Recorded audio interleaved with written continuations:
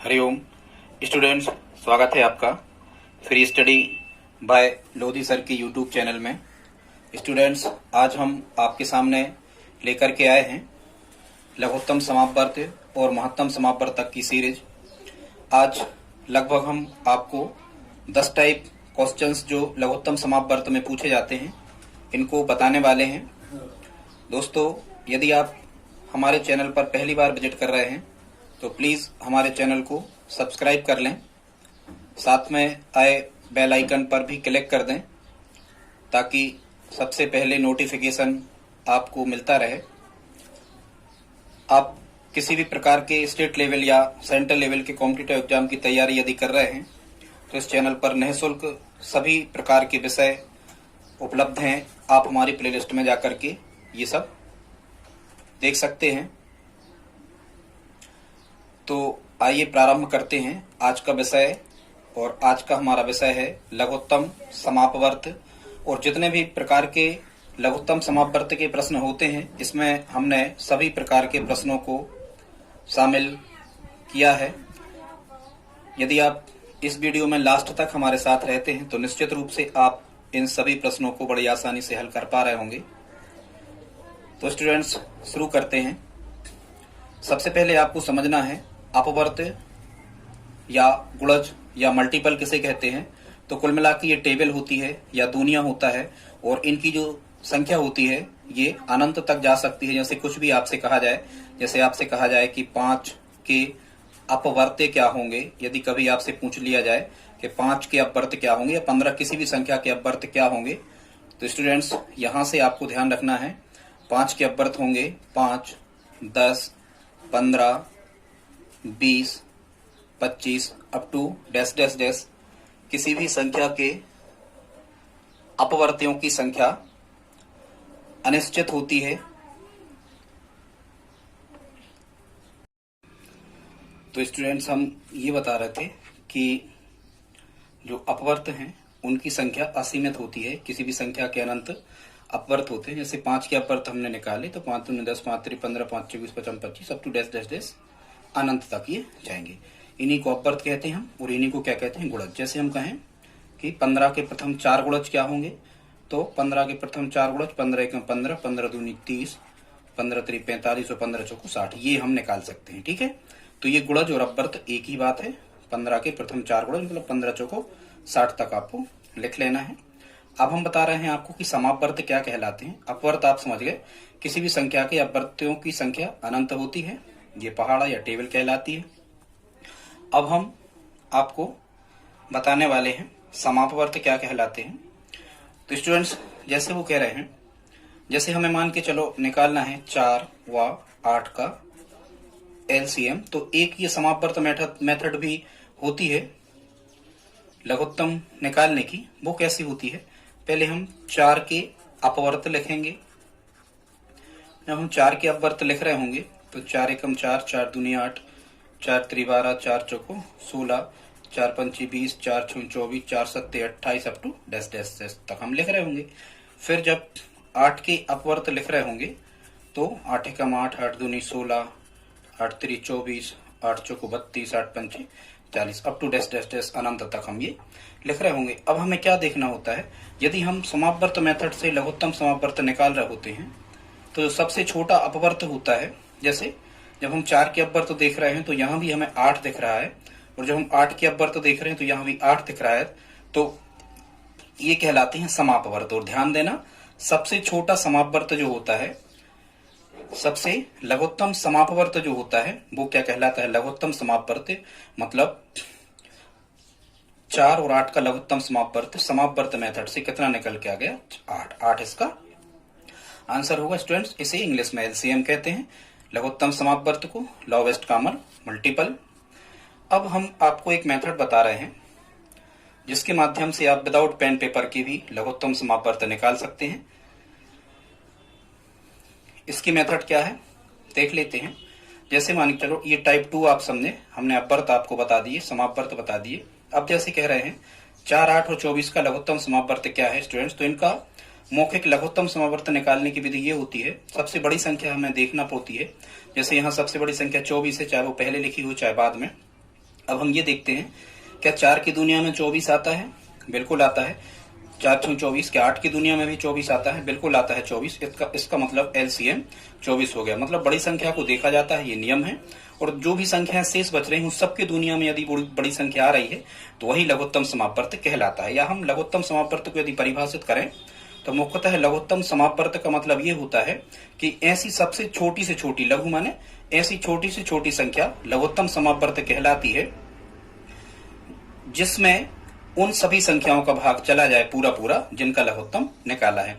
देखते हैं, ठीक ये 5, 10, 15, 20 का एलसीएम हमें निकालना है। तो सबसे बड़ी संख्या देखी हमने, तो सबसे बड़ी संख्या कितनी लिखी है? 20। क्या 5 की दुनिया में 20 आ रहा है? बिल्कुल आ रहा है। 5 चौको 20। क्या 10 की दुनिया में 20 आ रहा है? बिल्कुल आ रहा है। 10 दूनी 20। क्या 15 की दुनिया में 20 आ रहा है? इसके में भी आना चाहिए पर नहीं आ रहा है। तो फिर हम क्या करते हैं, बड़ी संख्या में 2 का गुणा करते हैं, डबल करते हैं। 40 से चेक करो, 20 में 2 का गुणा किया 40। क्या 5 की दुनिया में 40 आ रहा है? आ रहा है। 10 की दुनिया में 40 आ रहा है? 15 की दुनिया में 40 नहीं आ रहा। तो 20 का टेबल करेंगे। 20 दिया 60। 60 से चेक करेंगे, क्या 5 की दुनिया में 60 आ रहा है? बिल्कुल। 12 बार 5 बार 60 या 12 पंची 60, 10 छक्का 60 और 15 चौको 60। इसका मतलब जब हम यहाँ 3 का गुणा करेंगे 20 में तो कितना आ रहा होगा? 60। तो ये 5, 10, 15 और 20 का एलसीएम कितना होगा? 60। कहने का मतलब ये हुआ स्टूडेंट्स कि 60 ऐसी सबसे छोटी से छोटी संख्या है जिसमें 5 का पूरा पूरा भाग लग जाएगा, 10 का पूरा पूरा भाग लग जाएगा, 15 का लग जाएगा और 20 का लग जाएगा। संख्याएं तो बहुत सी होंगी जिनमें इन चारों का पूरा पूरा भाग लग जाए स्टूडेंट्स, लेकिन सबसे छोटी से छोटी जो संख्या होती है वो लघुत्तम समापवर्त कहलाती। तो इसका आंसर कितना होगा? 60 होगा। इसी प्रकार से अन्य क्वेश्चंस को भी हम देख लेते हैं। जैसे तीसरा है 4, 5 और 10 का। तो बड़ी संख्या देखो कितनी लिखी है? 10। क्या 4 की दुनिया में 10 आते हैं? नहीं आते। 5 की में भले आ रहा है, सब में आना चाहिए। तो 10 का डबल करेंगे, कितना होगा? 20। क्या 4 की दुनिया में 20 आते? बिल्कुल आते। 4 पंचे 20। 5 की दुनिया में 20 आते? बिल्कुल आते 20। तो तीसरा क्वेश्चन का आंसर कितना हो जाएगा? 20। चौथा देख लेते हैं, कह रहे हैं 3, 4, 6 और 8। बिल्कुल वही, विदाउट पेन पेपर आप एलसीएम फाइंड कर पा रहे होंगे इस लॉजिक का उपयोग करके। बड़ी संख्या पकड़ो, कितनी है? 8। 3 की दुनिया में 8 आती? नहीं आती। 8 का डबल करो, 8 दूनी 16। 3 की दुनिया में 16 आती? नहीं आती। 8 का टेबल करो, 24। 24 से चेक करो, 3 की दुनिया में 24 आते? बिल्कुल आते। 3 24। 4 की दुनिया में 24 आते? बिल्कुल आते। 4 24, 6 चौको 24। बिल्कुल। इसका मतलब क्या होगा कि 24 इसका आंसर हो रहा होगा। ठीक, इसी प्रकार 5वां क्वेश्चन देखते हैं। इसमें कह रहे हैं 20, 30, 40, 60 का एलसीएम। बड़ी संख्या देखो कितनी लिखी? 60 लिखी। क्या 20 की दुनिया में 60 आते? बिल्कुल आते। 30 की दुनिया में 60 आते? बिल्कुल आते। 30 दूनी 60। क्या 40 की दुनिया में 60 आते? नहीं आते। तो 40 का डबल करो, 80। 80 से चेक करो तो 30 की दुनिया में 80 नहीं आएंगे। तो 60 का टेबल करो, 120। अब 20 से भाग लगाओ, क्या 20 की दुनिया में 120 आते? बिल्कुल। 20 छक्का 120, 30 चौको 120 और 40 3 120। इसका मतलब 5वें क्वेश्चन का आंसर कितना आ रहा होगा? 120, 120 आ रहा होगा इसका एलसीएम। समझ रहे हैं आप? इसी प्रकार से 5, 15, 25 का चेक करो। बड़ी संख्या 25। 5 की दुनिया में 25 आते? बिल्कुल आते। क्या 15 की दुनिया में 25 आते? नहीं आते। 25 का डबल करो, कितना बनेगा? 25 का डबल 50। 15 की दुनिया फिर 50 नहीं आ रहा। 25 का टेबल करो, 75। और जब आप देखोगे 5 की दुनिया 75 आ रहा है, 15 की दुनिया 75 और 25 की दुनिया में, मतलब इसका 6वां क्वेश्चन का आंसर कितना होगा? 75 या 75। स्टूडेंट्स, कई बार इस प्रकार की संख्याएं हमें लिखी आ जाती हैं कि जिनका दुनिया पढ़ना साधारणतः आसान नहीं होता या हम मैथ्स उतनी अच्छी नहीं होती। तो लघुत्तम समापवर्त निकालने की फिर एक मेथड भी होती है, उसको देख लेते हैं। वो कैसी है? जैसे हमें निकालना है 6, 15, 18 और 30 का एलसीएम। तो हम सबसे पहले इन संख्याओं को लिख लेते हैं। जैसे 6, 15, 18 और 30, इनको हमने लिख लिया और इस मेथड का यूज हम करते हैं, भाग करके हम देखते जाते हैं। ठीक है, सबसे पहले अभाज्य संख्याओं से भाग हमें करना है। ये अभाज्य गुणनखंड मेथड कहलाती है। अभाज्य संख्याओं से भाग हमें करना होता है। अभाज्य संख्या मतलब 2 है, जैसे 3 है, 5 है, 7 है, 11, 13, ठीक 17, इस प्रकार से। तो यहाँ हम जैसे 6 में जा रहा, 18 में भाग जा रहा, 30 में जा रहा, तो 2 से कर देते हैं। ठीक है, 2 3 6। 15 में जैसे भाग नहीं जाता वो ज्यों की त्यों।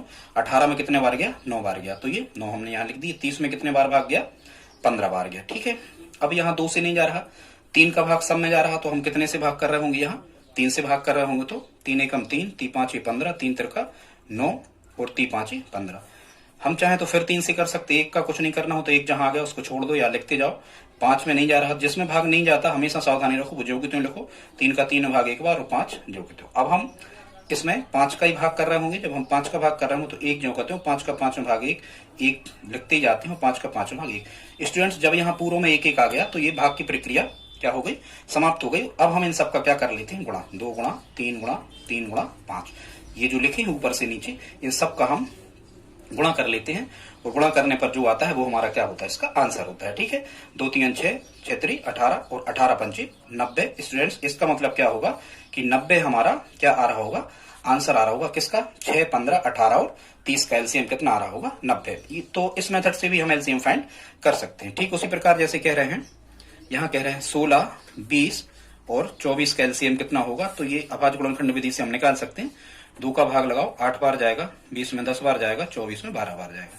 फिर 2 से कर रहे होंगे तो 4 बार जाएगा, यहाँ 5 बार भाग जाएगा 10 में, और 12 में 6 बार भाग जाएगा।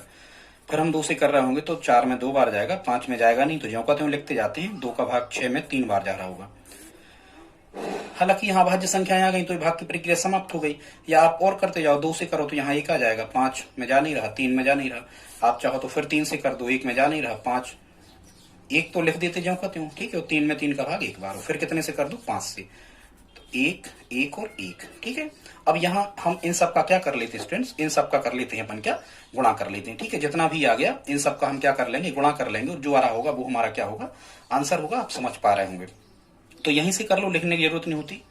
यहां से कर लो, 2 दूनी 4, दूनी 8, दूनी 16, 16 3 48, और 48 का हम कितने में गुणा कर रहे होंगे, 5 में। 5 8 40 का 0, हंसलाई 4, 5 चौको 20 और 4 24। मतलब इसका आंसर कितना आ रहा होगा, 16 20 और 24 का एलसीएम कितना आ रहा होगा, 240 आ रहा होगा। तो ये साधारण विधि है एलसीएम निकालने की। इस मेथड से भी आप एलसीएम को फाइंड कर सकते हैं। टाइप 2 में, टाइप 2 हमने आपको बता दिए। टाइप 3 में स्टूडेंट्स हम देख लेते हैं कि भिन्नों का एलसीएम मतलब फ्रैक्शन फॉर्मेट में यदि जो लिखे होते हैं, भिन्नों का लघुत्तम समापवर्त कैसे निकालते हैं। तो इसके लिए आप एक फार्मूला याद रखना। वो फार्मूला क्या है, भिन्नों का लघुत्तम समापवर्त होता है अंशों का लघुत्तम समापवर्त बटे हरों का महत्तम समापवर्त। दोस्तों यदि आपको समझ में आ रहा हो तो आप हमारे चैनल को प्लीज सब्सक्राइब तो कर ही लें, साथ में लाइक भी करते जाएं, दोस्तों के साथ शेयर करते चलें। इसके पहले हमने सांख्यिकी की एक सीरीज लगाई जिसमें लगभग 7 वीडियो हमने लगाए हैं सांख्यिकी की सीरीज में। सभी के सभी आपको इससे ज्यादा सांख्यिकी पढ़ने की आवश्यकता नहीं है। इसके बाद हम डाटा इंटरप्रिटेशन आंकड़ा अनुलग्नक वाला चैप्टर भी लगा देंगे। अभी हाल ये हमने सीरीज जो प्रारंभ की है लघुत्तम समापवर्त की है, इसमें भी आप लगभग देखोगे कम से कम हम आपको 25 से 30 टाइप के क्वेश्चंस इसमें बता रहे होंगे। ठीक है, आप बस सब्सक्राइब करने में हमारी हेल्प करें। तो आगे देखते हैं भिन्नों का लघुत्तम समापवर्त। तो ध्यान रखना, यदि हमें भिन्नों का लघुत्तम समापवर्त निकालना है तो अंशों का लघुत्तम समापवर्त निकालते हैं और हरों का क्या निकालते हैं, महत्तम समापवर्त। हमेशा ध्यान रखना, यदि हमें लघुत्तम निकालना है तो लघुत्तम ऊपर रहेगा, और चूंकि अंश ऊपर रहता ही है तो अंशों का लघुत्तम और हरों का महत्तम। जैसे कह रहे 2/3, 5/9, 4/27 का लघुत्तम समापवर्त क्या होगा। तो जब हम इसे जमा रहे होंगे तो हम कहेंगे 2, 5 व 4 का क्या निकालेंगे हम, एलसीएम, इनका लघुत्तम समापवर्त निकालेंगे। और फिर हम हरों का मतलब 3, 9 और 27 का क्या निकाल रहे होंगे, महत्तम समापवर्तक। ठीक है, तो महत्तम समापवर्तक कैसे निकालते हैं हम आपको बताएंगे अगले वीडियो में। हालांकि जब हम 2, 5 और 4 का एलसीएम निकाल रहे होंगे लघुत्तम समापवर्त, तो देखो सबसे बड़ी संख्या कितनी है, 5। 2 की दुनिया में 5 नहीं आ रहा, 4 के में ही 5 नहीं आ रहा, तो 5 का डबल करेंगे 10। 2 की दुनिया में 10 आ रहा, बिल्कुल 4 के में 10 नहीं आ रहा, तो 5 का डबल करेंगे 15। 2 के में 15 नहीं आ रहा, 4 की दुनिया में 15 नहीं आ रहा, तो 5 का 4 में गुणा करेंगे 20। 20 से चेक करेंगे तो देखो हाँ 20, 2 की दुनिया में 20 आता, 5 की दुनिया में 20 आता, 4 की दुनिया, मतलब इनका जो लघुत्तम होगा वो कितना हो जाएगा, 20 हो जाएगा। और जब हम महत्तम समापवर्तक निकाल रहे होंगे तो स्टूडेंट्स ध्यान रखना, महत्तम समापवर्तक, हालांकि हम कहो तो आपको बता दे रहे हैं जल्दी से, महत्तम समापवर्तक कैसे निकालना है। देखो जैसे हमें 3, 9 और 27 का महत्तम समापवर्तक निकालना है तो 3 के अभाज्य गुणनखंड तोड़ते हैं, 3 एकम 3। 9 के अभाज्य गुणनखंड तोड़ते हैं हम कितना, 3 त्रिका 9 लिख रहे होंगे। और जब हम 27 के गुणनखंड तोड़ रहे होंगे अभाज्य, तो 3 त्रिका 9 3 27। और ऐसी संख्या, एक का तो कोई मतलब नहीं होता, ऐसी संख्या जो इन तीनों में आ रही होती है वो होती है महत्तम समापवर्तक। और भी कोई संख्या तीनों में आ रही होती है तो उनका गुणा कर देते। अब 3 यहाँ तो है पर यहाँ नहीं है, भले 2 जगह है, यहाँ 3 अब है नहीं, तो इसका मतलब महत्तम समापवर्तक कितना आ रहा होगा, 3 आ रहा होगा। तो इसका आंसर कितना आ जाएगा, ये 20/3 इसका आंसर होगा, या 6 सही 2/3 जिस भी फॉर्मेट में लिखा है आप देख लें। ठीक है स्टूडेंट्स, इसी प्रकार से अगला क्वेश्चन देखते हैं। इसमें क्या कह रहे हैं, इसमें कह रहे हैं 2/8, 5/16 और 9/16 का लघुत्तम समापवर्त। तो वही हम करेंगे। भिन्नों का लघुत्तम समापवर्त क्या होता है, तो भिन्नों का लघुत्तम समापवर्त क्या होता है, अंशों का हमें निकाल लेना होता है क्या, अंशों का लघुत्तम समापवर्त निकालना है, बटे हरों का क्या निकालना है, हरों का highest common factor, it means महत्तम समापवर्तक निकालना है। ठीक है, तो हम लासा काय का निकाल रहे होंगे, लघुत्तम समापवर्त निकाल रहे होंगे 2, 5 और 9 का, और महत्तम काय का निकाल रहे होंगे 8, 16 और 16 का। ठीक, तो अब आप निकालो 2, 5 और 9 का क्या निकालोगे आप, एलसीएम निकालोगे। यदि आप एलसीएम निकालने की मेथड हमने आपको क्या बता रखी है, यदि आपसे नहीं बन रहा है तो 2, 5 और 9 इस प्रकार से आप एक साथ लिख लें। 2 का आप भाग करके देखें, 2 एकम 2, 5 में नहीं जा रहा, 9 में नहीं जा रहा, फिर सीधी अभाज्य संख्या 5 का है, 5 का भाग कर दें, 5 में 5, 9 में नहीं जा रहा, ठीक है। फिर यहाँ 3 का कर दें, 1, 1 और 3 तिरका 9, फिर यहाँ 3 से कर दें तो यहाँ 1 का गया। अब आप इनका क्या करोगे, गुणा करोगे, ठीक है। कैसे करोगे, 3 तिरका 9, 9 पन्ना 45, 45 दूनी 90, मतलब एलसीएम कितना मिल गया हमें, ऊपर की संख्याओं का 90। तो 90 ऐसी छोटी से छोटी संख्या होगी जिसमें 2 से भाग जा रहा होगा, 5 से भाग जा रहा होगा और 9 का पूरा पूरा भाग लग रहा होगा, ठीक है। और जब हम 8, 16 और 16 का स्टूडेंट्स महत्तम समावर्तक निकाल रहे होंगे तो इसका महत्तम समावर्तक कितना आ रहा होगा। वैसे महत्तम समावर्तक कैसे निकालते हैं, देखो ये भी मेथड हम आपको बता दे रहे हैं, ठीक। यहाँ हम आपको महत्तम समावर्तक निकाल के बता रहे हैं। महत्तम समावर्तक निकालने की 60 मेथड क्या होती है, आप जिन संख्याओं का निकालना है, जैसे हमें काय का निकालना है, 8 का, तो 8 बराबर 2 दूनी 4 दूनी 8 लिख लो। फिर 16, 16 बराबर 2 दूनी 4 दूनी 8 दूनी 16 लिख लो। फिर 16 है 2 दूनी 4 दूनी 8 दूनी 16। और जब हम यहाँ से महत्तम समावर्तक फाइंड कर रहे होंगे तो 2 2 2 तीनों में आए तो 1 2, फिर गुणा, फिर 2, फिर तीनों में आ रहा है तो 1 2, फिर 2, फिर से तीनों में मिल रहा है तो 1 2, फिर अब यहाँ 2 समाप्त हो गए, अब और कहीं नहीं मिलेंगे तो 2 दूनी 4 दूनी 8। इसका महत्तम समावर्तक कितना बना, 8, तो यह गया 90/8। जब इसे संक्षिप्त रूप में या मानक रूप में, स्टैंडर्ड फॉर्मेट या लघुत्तम रूप में इस भिन्न को जब हम लिख रहे होंगे तो 2 से कैंसिल आउट हो रहे होंगे, तो फिर आपको इनको काट देना है। तो 2 से 90 कैंसिल आउट हो गए, 45 बार कट गए, और 2 से 8 कितने बार कट गए, 4 बार, और 45/4 ही हमारा क्या आ रहा होगा स्टूडेंट, इसका आंसर आ रहा होगा। एक क्वेश्चन हमने आपको करने के लिए दिया है, इसको आप हमें कमेंट बॉक्स में लिख के बताएं। और कमेंट बॉक्स में स्टूडेंट्स आप इस प्रकार से लिखें, ये आपको लासा निकालना है 11/14, 55/42, 33/35, 44/63 का, और ये ऑप्शन है, इनमें से आप हमें कमेंट बॉक्स में लिख के बताएं। और आप ऐसा लिखें कि टाइप 3 का कौन सा ऑप्शन होगा, एबीसीडी टाइप में आप लिखें, तो ये टाइप 3 होगा स्टूडेंट्स। आगे हम देखते हैं लघुत्तम समावर्त निकालना सीखते हैं, किसका, डेसिमल फॉर्मेट में दशमलव का लघुत्तम समावर्त कैसे निकाला जाता है, ठीक है। हम आपको सब बताने वाले हैं, ऐसा इकट्ठा कलेक्शन आपको कहीं नहीं मिलेगा, देख लेना आप यूट्यूब पर वीडियो में। अब हम दशमलव का लघुत्तम समावर्त किस प्रकार से निकालते हैं, इसको आप देख लें। तो स्टूडेंट्स, दशमलव का लघुत्तम समावर्त निकालने के लिए हमें क्या देखना होता है, सबसे पहले हमें यह देखना होता है कि दशमलव के दाईं ओर कितने अंक हैं। तो दशमलव के दाईं ओर 2 अंक हैं, यहाँ दशमलव के दाईं ओर 1 अंक है, यहाँ दशमलव के दाईं ओर 1 अंक है। सबसे ज्यादा अंक हमें देखना होते हैं कि दशमलव के दाईं ओर ज्यादा से ज्यादा कितने अंक हैं। तो दशमलव के दाईं ओर ज्यादा से ज्यादा 2 अंक हैं, तो यदि 2 अंक हैं तो इसका मतलब हमें 2 शून्य रख देना है और यहाँ 1 लगा देना है। इसका मतलब ये होगा कि इन सभी संख्याओं में हमें 100 का गुणा कर देना है। यदि यहाँ 1 ही अंक होता तो हम 10 का करते, यहाँ दशमलव के बाद 3 अंक होते तो हम 1000 का गुणा करते, और ये गुणा सब में करना है हमें। इसका मतलब क्या होगा, इसका मतलब स्टूडेंट्स ये होगा कि हम यहाँ 0.36 इसमें भी 100 का गुणा कर रहे होंगे, और हम यहाँ 1.2 में भी 100 का गुणा कर रहे होंगे, और हम यहाँ 4.8 में भी कितने का गुणा कर रहे होंगे, 100 का गुणा कर रहे होंगे। ठीक है स्टूडेंट्स, ये आपको करना ही है। वो 100 का ही क्यों कर रहे हैं, क्योंकि दशमलव के दाईं ओर यहाँ 2 अंक थे तो हमने 2 शून्य ली, और 2 शून्य काय में मिलते हैं 100 में। तो ये गुणा ऐसे ही होता है, 100 का 10 का 1000 का 10,000 का, इस टाइप से 10,000 वगैरह नहीं आते, ज्यादा से ज्यादा 2 अंक आएंगे, आपको 100 का गुणा ही कर लेना है।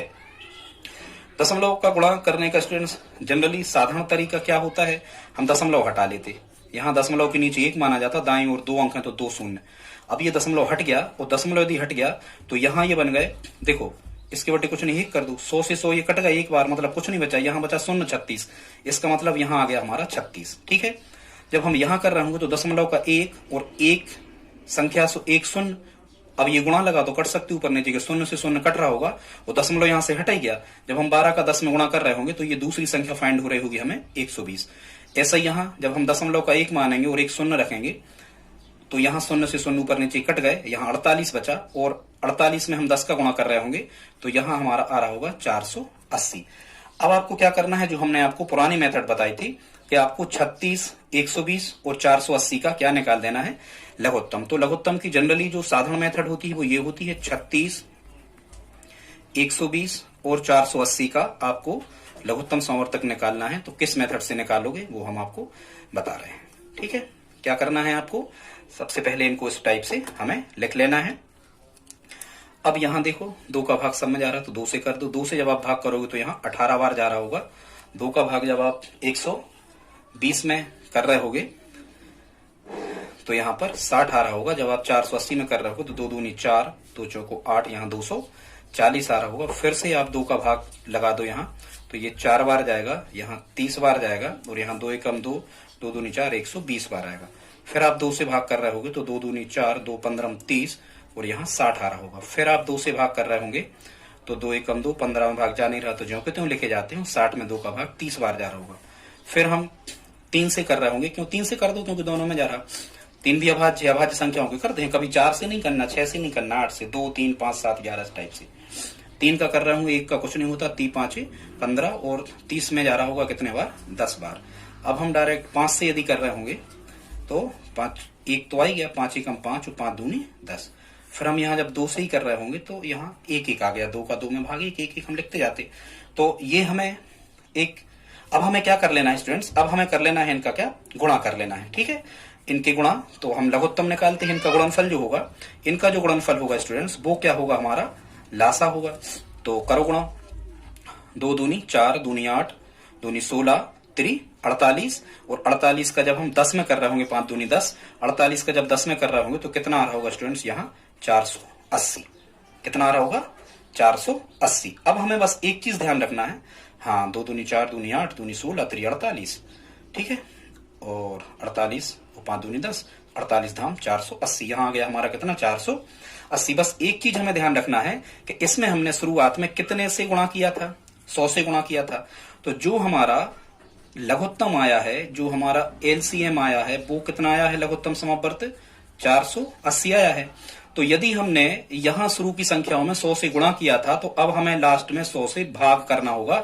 मतलब हम क्या करेंगे, बटे 100 करेंगे। स्टूडेंट्स आपको पता होना चाहिए, संसार की कोई भी संख्या लिखी है, संसार की कोई भी संख्या लिखी है, इसमें हम डायरेक्ट 100 का गुणा नहीं कर सकते। यदि हम इसमें 100 का गुणा कर दें और 100 से भाग कर दें तो 100 से 100 कट गए, मतलब हमने 1 का गुणा किया, कुछ नहीं किया। गुणा का तत्सम का वो 1 होता ही है, मतलब 1 का गुणा कर दो कोई अंतर नहीं पड़ता, तो हमने 1 ही का तो गुणा किया।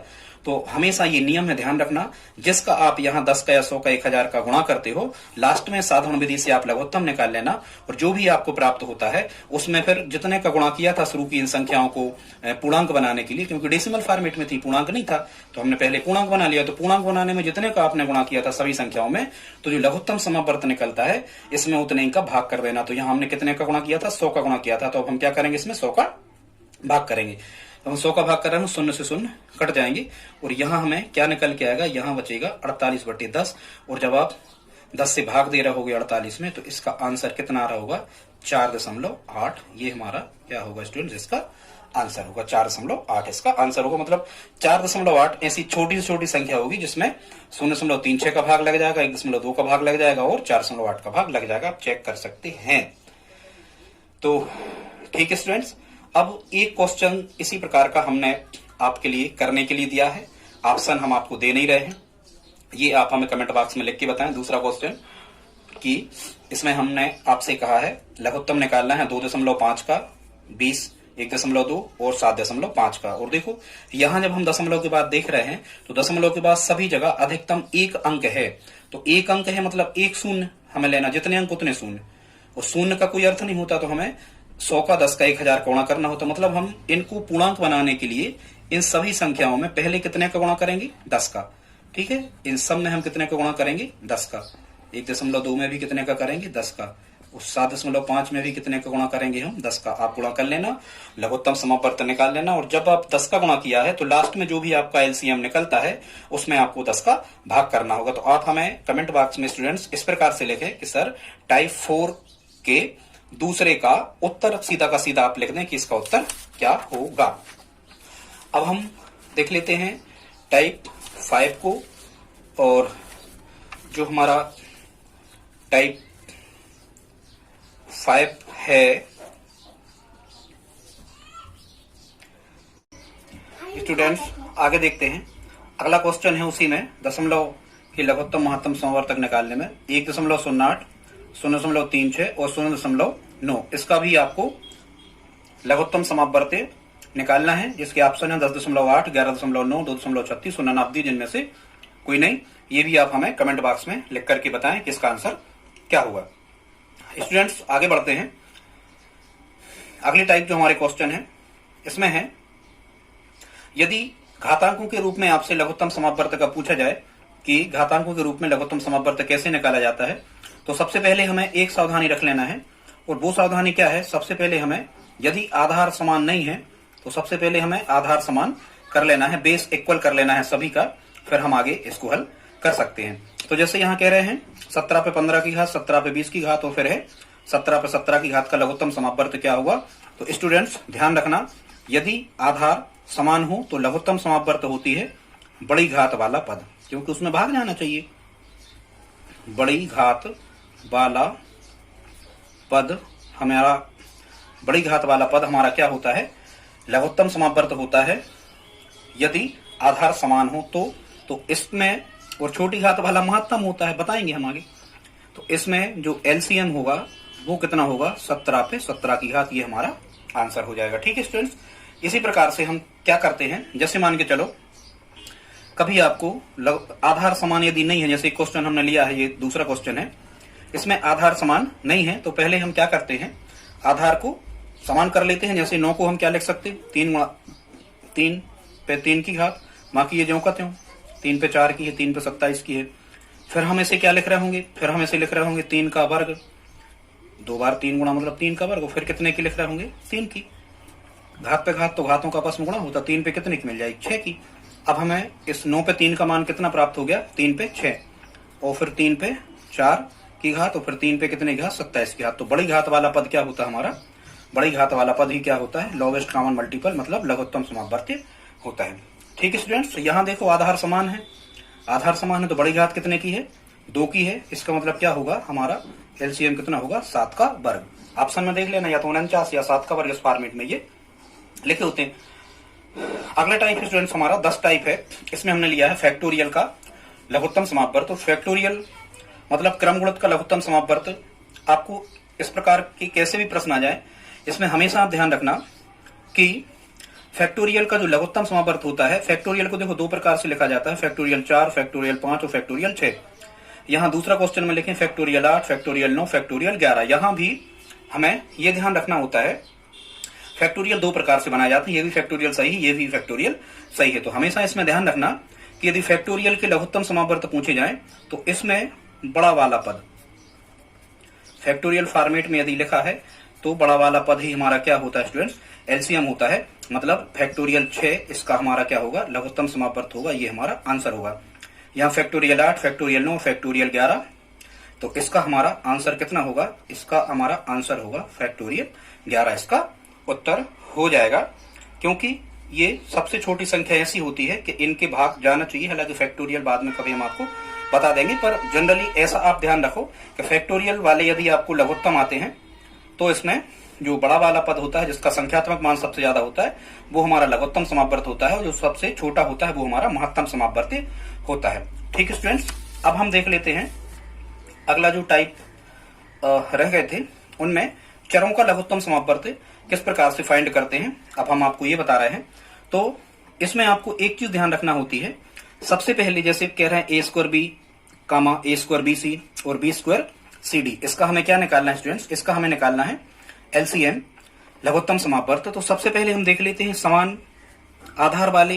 तो जैसे यहां हमने देखा कि ए पे 2 की घात और ए पे कितने की घात है, 3 की घात है, तो इसका जो लघुत्तम समापवर्त होगा, यदि उनने मान के चलो इतना ही कह दिया होता कि ए वर्ग और ए घन का, तो अभी हमने बताया आपको कि आधार समान है तो बड़ी घात वाला पद लघुत्तम समापवर्त होता है। ये तो आप लिख लो पेन कॉपी उठा के, यदि आधार समान है तो बड़ी घात वाला पद लघुत्तम समापवर्त होता है। तो ए वर्ग और ए घन का तो लघुत्तम समापवर्त कितना हो गया, ए घन। अब बी पे आ जाओ, बी पे यहाँ 1 की है, यहाँ 1 की है और यहाँ बी है ही नहीं, तो भले नहीं है पर बी यहाँ आएगा, तो बी और बी का एलसीएम बी, ध्यान रखना बी और बी का एलसीएम बी होगा एक बार, ठीक है। फिर यहाँ सी पे चर्चा करो तो सी पे यहाँ 1 की और सी पे यहाँ 1 की है तो 1 सी। डी पे चर्चा करो तो यहाँ डी केवल 1 ही है तो यहाँ डी। तो स्टूडेंट्स ये इसका लघुत्तम समापवर्त हो जाएगा। मतलब आपको लघुत्तम समापवर्त में ध्यान रखना है, छोड़ना कुछ नहीं है। क्या करना है, जैसे डी यहाँ नहीं था, डी यहाँ नहीं था, डी यहाँ नहीं था, डी तो डी आ जाना है।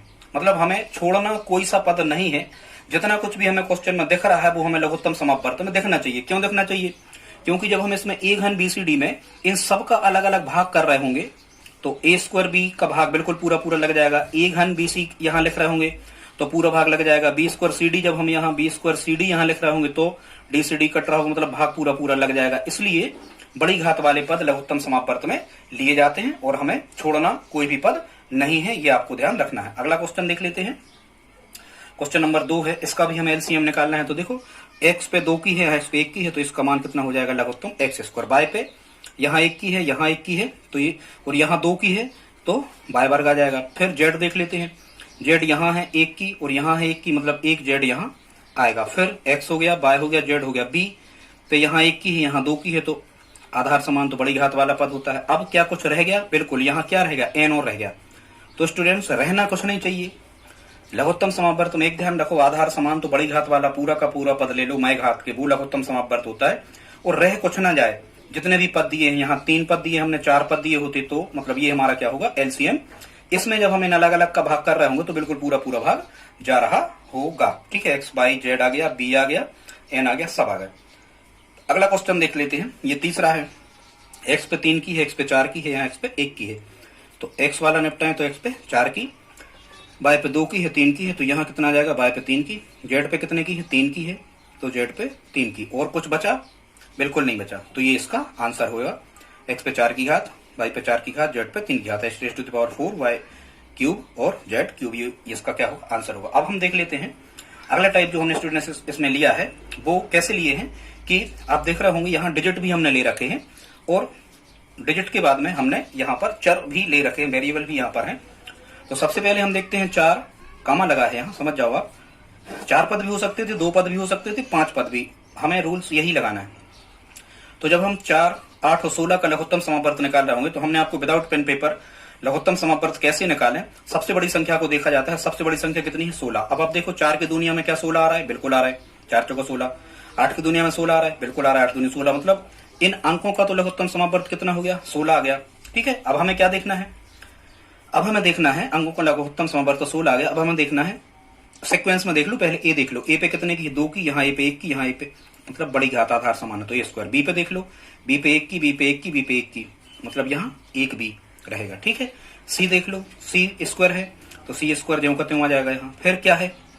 कुछ रह तो नहीं है? बिल्कुल रहेगा, e बच रहा था तो e भी बचा दो। मतलब हमें लघुत्तम समापवर्त में छोड़ना कुछ नहीं है, वो बड़ी घात वाले पद लेना है। ठीक है स्टूडेंट्स, अब आप हमें टाइप 7 का क्वेश्चन नंबर 2 ऐसा आप हमें लिख करके ऑप्शन में बताएं कि इसका आंसर लघुत्तम समापवर्त क्या होगा। हम पढ़ दे रहे हैं 3 PQR 9 P square Q square R square 27 P Q cube मतलब Q घन और R पे 4 की घात या R⁴ ये हमारा आंसर मतलब क्वेश्चन है। अब स्टूडेंट्स आप हमें कमेंट बॉक्स में लिख करके बताएं कि इसका आंसर क्या होगा। अब स्टूडेंट्स अगली टाइप हम देख लेते हैं, क्रम बदल गया है पर ठीक है कोई दिक्कत नहीं। अगला जो क्वेश्चन है इसमें हमने आपको लिया है अभाज्य गुणनखंडों के लघुत्तम समापवर्त के बारे में कि अभाज्य गुणनखंडों का लघुत्तम समापवर्त कैसे निकाला जाता है। तो ये यहाँ कामा लगा है, आप ऐसा समझना, मतलब ये 2 पदों का कह रहे हैं। ठीक है, तो स्टूडेंट्स इसमें भी हमें यही ध्यान रखना है कि सबसे पहले सबसे छोटी संख्या फिर बड़ी, इनको हमें देखते जाना है। ये सबसे छोटी यहाँ कितनी है? 2 है। अब 2 पे बड़ी से बड़ी घात हमें देखना है, तो 2 पे यहाँ घात कितने की है? 3 की है। तो आधार समान हो तो बड़ी घात वाला पद लघुत्तम होता है। ये हमने 2 और 2 पे 3 की घात का लघुत्तम निकाल दिया, 2 पे 3 की घात मिली। अब 3 पे यहाँ 3 की है, यहाँ 3 पे 1 की है, तो इसका एलसीएम कितना आ रहा होगा? आप यहाँ गुणा लगाते जाएं या इंटू बन जाएगा। 3 पे कितने की आ रही होगी? यहाँ 3 की घात आ रही होगी। ठीक है स्टूडेंट्स, अब हम क्या निकाल रहे होंगे?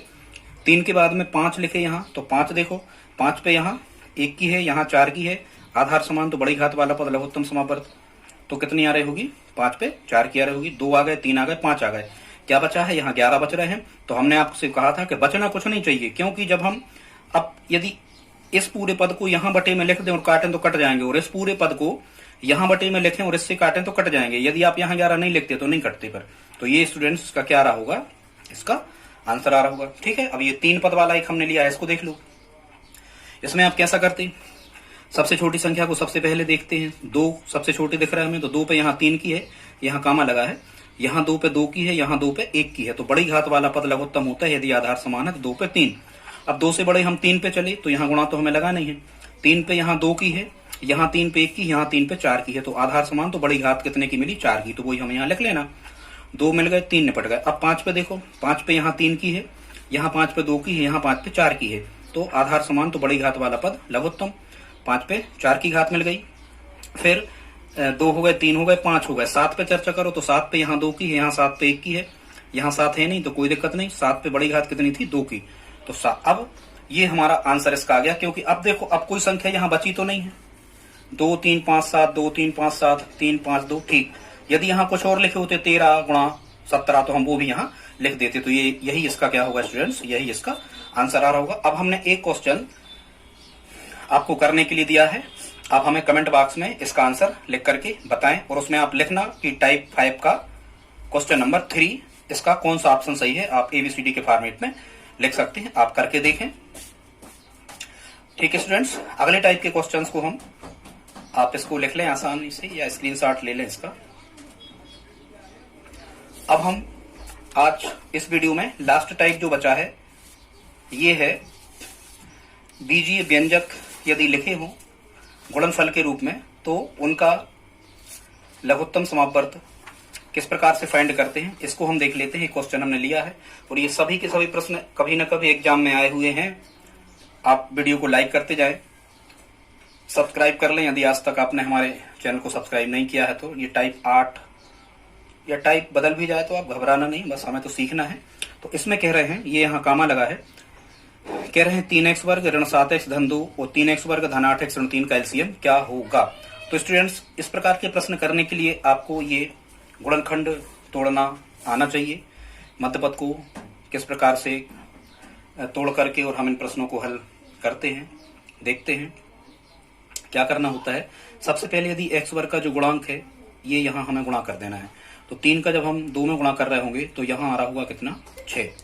अब हम क्या करते हैं, हाँ, और ये सबसे पहले ये देखना है कि ये घाटों के घटते क्रम में लिखे। 2 की है, x पे 1 की है, फिर अचर है, मतलब सही है। यहाँ x पे 0 की है, ठीक है, मतलब सही है घटते क्रम में। कोई भी बहुपद मानक रूप में कहलाता है यदि वो घातों घटते या बढ़ते क्रम में लिखा हो। तो ये बढ़ते घटते क्रम में जनरली हम पुस्तकों में लिखा मिलता है, पर बहुपदों का मानक रूप यदि आपसे पूछा जाए तो घातों घटते या बढ़ते क्रम कुछ में भी ये हो सकता है। तो 3 दूनी 6। अब हम मध्यपद को तोड़ते हैं। किस प्रकार से इनको तोड़ा जाता है? इस प्रकार से हमें तोड़ना है कि ऋण 7 को इस प्रकार से तोड़ना है कि जब हम गुणा करें तो 6 आए, और जब हम जोड़ें या घटाएं तो कितना आ रहा हो? ऋण 7 आ रहा हो। ठीक है स्टूडेंट्स, ऐसी दो संख्या हमें देखना है कि गुणा करें तो 6 आए, धन के 6, और जोड़ें या घटाएं तो कितना आए? ऋण के 7x आए। तो हम इसको लिख सकते हैं 3x वर्ग ऋण के 6x और ऋण के 1x और धन 2 ज्यों के त्यों। आप समझना कैसे। ऋण के 6x और ऋण के 1x समान चिन्ह जोड़ते हैं, ऋण के 7x हो गए, और जब आप ऋण 6 का यहाँ इसके x के गुणांक ऋण 1 में गुणा करोगे तो ऋण कर्ण में गुणा धन, और 6 कर्ण 6 धन 6 आ जाएगा। ठीक है, ये आपसे यदि तोड़ते नहीं बनते हो तो इस प्रकार के प्रश्न आप नहीं कर सकते। पहले आपको ये गुणनखंड तोड़ना सीखना चाहिए। अब ये, हाँ, भले ऐसा कर सकते थे, हम ऋण x पहले लिख देते और ऋण 6x बाद में लिख देते। ठीक है, अब ये कितने पद बन गए? 4 पद बन गए। अब यहाँ हमें 2-2 पदों में से कॉमन लेना होता है। 3 यहाँ भी है, 6 में भी 3 का भाग दिख रहा जा रहा है, मतलब 3 कॉमन लेंगे। ठीक है, x यहाँ है, x यहाँ है, तो 1x कॉमन लेंगे, छोटी घात कॉमन ली जाती है। अब 3x में कितने का गुणा करेंगे? 3x वर्ग आए तो x का गुणा करोगे तो x यहाँ लिख दिया, फिर ऋण लगा दिया। 3x में कितने का गुणा करें? 6x आए तो आप कहोगे 2 का करेंगे, करो। 3x का x में 3x स्क्वायर, 3x गुणा ऋण 2 में तो ऋण 6x आ गए, यहाँ गुणा का सिंबल होता है। फिर अगले कोष्टक में आपको यही ज्यों का त्यों लिख देना है। इस कोष्टक में जो आ गया, जैसे x ऋण 2 आ गया तो आपको x ऋण 2 ज्यों का त्यों लिख देना है। अब यहाँ हमें कॉमन लेना है, तो यहाँ कोई चीज कॉमन नहीं मिल रही तो हम एक कॉमन ले लेते हैं, और x हमें काय के चाहिए? ऋण के, तो यहाँ ऋण लगा दो। देखो करो आप, ऋण x का जब आप ऋण 1 का x में गुणा करोगे तो ऋण x, और ऋण 1 का ऋण 2 में करोगे तो धन 2 आ जाएगा। अब हमें पूरे में से कॉमन लेना होता है। पूरे में से जब हम कॉमन लेते हैं, जब हम पूरे में से उभयनिष्ठ लेते हैं तो क्या मिलता है? x ऋण 2 कितने बार लिखा? 2 बार, जिसको हम 1 बार लिखते हैं, और 1 बार लिखते हैं हम 3x, कॉमन ही कॉमन को 1 बार लिखते हैं 3x और ऋण का 1। मतलब इस बहुपद के त्रिपद था, ये त्रिपद, इस बहुपद के ये क्या हो गए? गुणनखंड हो गए। ठीक इसी प्रकार से अभी हम लघुत्तम समापवर्त पे नहीं पहुंचे, अभी तो हमने ये गुणनखंड फाइंड किए हैं। अब हम इसी प्रकार से क्या कर लेते हैं, जो ये क्वेश्चन हमें दिया था, कौन सा? 3x स्क्वायर धन 8x ऋण 3, इसी प्रकार से इसको करते हैं। तो 3 का 3 में हम गुणा करेंगे, तो 3 का ऋण 3 में गुणा करेंगे तो कितना आ रहा होगा? ऋण 9। अब हम मध्य पद को इस प्रकार से तोड़ेंगे, मध्यपद को इस प्रकार से तोड़ेंगे, मतलब 8 को इस प्रकार से तोड़ेंगे कि गुणा करें तो ऋण 9 आए और जोड़ें घटाएं तो कितना आए, धन के 8 आए। इस प्रकार से हमें तोड़ना है। आप समझ पा रहे हैं? गुणा करें तो कितना आए, ऋण के 9 आए, और जब हम जोड़ें या घटाएं तो कितना आए, 8 आए। इस प्रकार की हमें दो संख्याओं को देख लेना है। ठीक, तो यहां आप क्या कर रहे होगे, 3x² को ज्यों का त्यों लिखोगे। अब गुणा करें तो कितना आए, ऋण 9, और जोड़ें या घटाएं तो कितना आए, गुणा करें तो ऋण 9, जोड़ें और घटाएं तो कितना आए, 8 आए। तो सबसे पहले तो आप ये देखो, 4 दूनी 8, इस प्रकार से 8 बन रहे हैं, या 2 चौको 8, इस प्रकार से 8 बन रहे हैं। क्या हो सकता है, कौन सी संख्या हो सकती है, ऋण 9,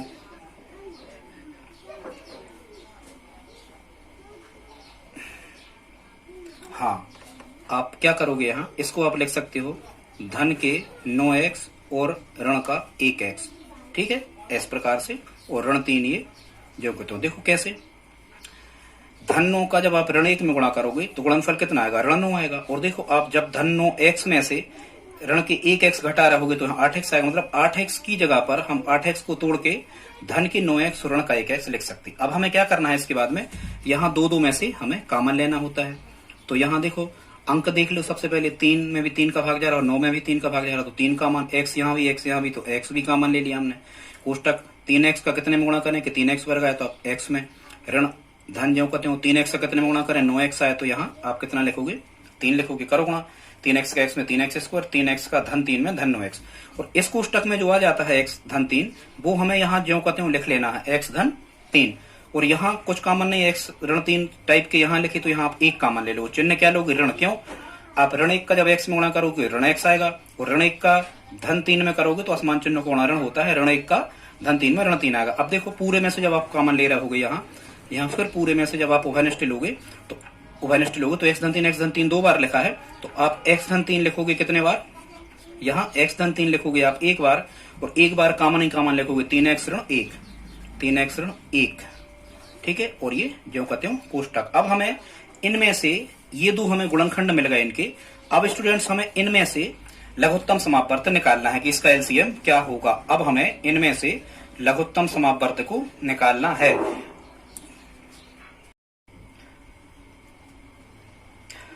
तो स्टूडेंट्स हमने सबसे पहले इनके गुणनखंड तोड़ लिए। गुणनखंड कितने मिले आप देख लें पूरा क्वेश्चन। मतलब यदि हम इनका गुणा करते तो ये आता, इनका गुणा करें तो ये आएगा, तो इसके गुणनखंड ये आ गए और इसके गुणनखंड ये आ गए। अब हमें क्या करना है, गुणनखंडों से लघुत्तम समापवर्त निकालना है। तो जैसा कि हम कहते थे कि सबसे पहले समान पद देख लो, तो समान पद 3x ऋण 1 यहाँ है, आप देख पा रहे होंगे 3x ऋण 1 यहाँ भी है और 3x ऋण 1 यहाँ भी है। तो 3x ऋण 1 2 बार यदि लिखा है तो इसका लघुत्तम समापवर्त क्या होगा, समापवर्त 3x ऋण 1 होगा 1 बार। फिर हमें क्या करना होता है कि बच कुछ नहीं पाए, जितने भी गुणनखंड हैं, जैसे x ऋण 2 यहाँ है यहाँ नहीं है तो x ऋण 2 भी इसके लघुत्तम में आएगा। फिर हम देख रहे हैं कि x धन 3 यहाँ है यहाँ नहीं है तो x धन 3 भी यहाँ आएगा। कहने का मतलब ये हुआ स्टूडेंट्स कि जितने भी गुणनखंड आते हैं इनमें से बचना कुछ नहीं चाहिए, बचना कुछ नहीं चाहिए, और बड़ी घात लघुत्तम समापवर्त होती है। मतलब यहाँ 1 की घात थी, यहाँ 1 की घात थी, तो इनका लघुत्तम 1 की घात समान है, तो एक बार वो पद लिख लो। रह कुछ ना जाए, x ऋण 2 भी लेना पड़ेगा और x धन 3 भी लेना पड़ेगा। तो ये क्या होगा इसका, ये इसका क्या होगा स्टूडेंट्स, ये इसका आंसर होगा। अब इसी का एक क्वेश्चन हमने आपको करने के लिए दिया है, और वो क्वेश्चन क्या है, x ऋण x² minus 5x plus 6 x² minus 2x minus 3 x² minus x minus 2, इसका एलसीएम आपको निकालना है और हमें कमेंट बॉक्स में लिख करके बताना है कि इसका आंसर क्या होगा।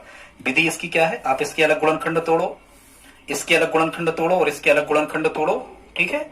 अब एक में मान के चलो एक टाइप तो क्वेश्चन यही बन सकते कि भाई इस फॉर्मेट में आपको दे दें कि मान के चलो एक क्वेश्चन हम बना दें एक्स ऋण 2 का होल स्क्वायर, कामा लिख दें यहाँ एक्स धन 3, फिर यहाँ एक्स ऋण 2 लिख दें, फिर यहाँ मान के चलो वो लिख दें एक्स धन 3 का घन, ठीक है, और यहाँ एक गुणनखंड लिख दें कुछ भी एक्स धन 1। अब वो कहेंगे कि इसका एलसीएम क्या होगा, देखो यहाँ कामा लगा, मतलब 3 पद हैं, 1 2 और 1 3। तो देखो इनका लघुत्तम समापवर्त क्या होगा, जैसे एक्स ऋण 2 देखें हम तो एक्स ऋण 2 यहाँ है, एक्स ऋण 2 यहाँ भी है, तो यहाँ बड़ी घात क्या है एक्स ऋण 2 पे 2 की, तो ये तो हमें बड़ी घात वाला पद लघुत्तम समापवर्त होता है, ये तो लेना ही पड़ेगा।